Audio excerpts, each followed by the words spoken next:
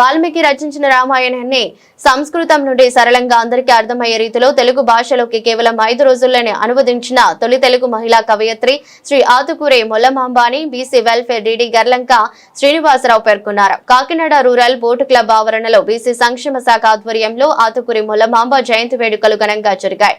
ముఖ్య అతిథులుగా joint collector అపూర్వ Bharat, BC corporation ఏడీ Srinivas, sector కజ్ CEO Kashi పాల్గొన్నారు. ముందుగా ఆమె విగ్రహానికి పూలమాలలు వేసి ఘనంగా నివాళులర్పించారు. ఈ సందర్భంగా మాట్లాడుతూ ఆమె సాహిత్య సేవలను, శ్రీరాముని చరితం తెలుగులో అందరూ తెలుసుకోవడం కోసం ఆ చిరస్మరణీయులు చేసిన సేవలను తెలుగు ప్రజలు ఎల్లవేళలా గుర్తుంచుకోవాల్సిన ఆవశ్యకత ఎంతైనా ఉందన్నారు.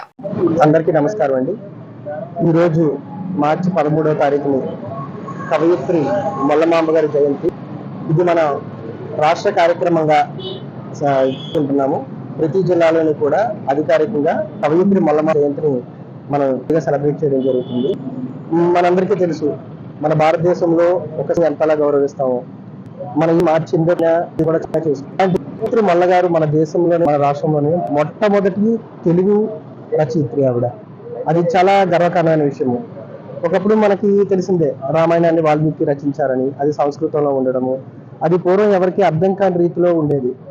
అది మొల్లమాంబ గారు చిన్న బాల్యంలోనే దాన్ని గ్రహించి ఇలాగే ఎందుకు చెప్తున్నారు నాకు అర్థం ఇంక తెలిసే విధంగా ఉందనే ఉద్దేశంతో కావ్యాన్ని, రామాయణాన్ని తెలుగులోకి వచ్చి ప్రతి పాలు కూడా చదివి అనుకునే విధంగా ఆవిడ రచించి ఈ రోజు మనందరికీ కూడా మనం చదివే రామాయణాన్ని మనకు అందించడం జరిగింది.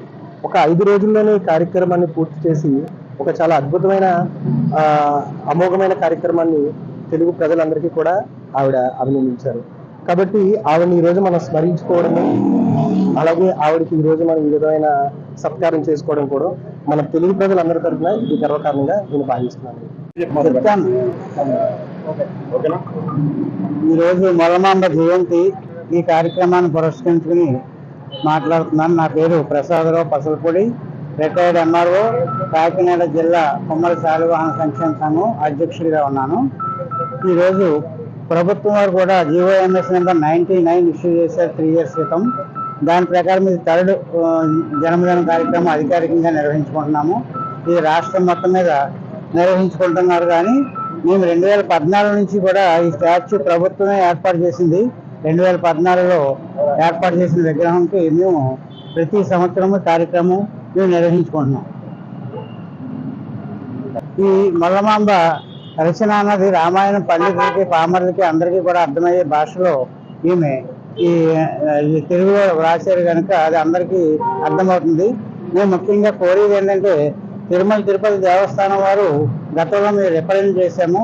మొల్ల రామాయణాన్ని అందరికీ అర్థమయ్యేలాగా వారి దేవస్థానం ప్రెస్ ద్వారా కూడా ప్రింట్ చేయించి ప్రతి జిల్లాకు ఒక 500 పుస్తకాలు ఇమ్మని చెప్పేసి మేము అడిగాం. ఆ విధంగా అవి వస్తే ప్రభుత్వం చొరవ తీసుకుని చేయించేది అందరికీ ఉపకారంగా ఉంటుంది. జై హింద్.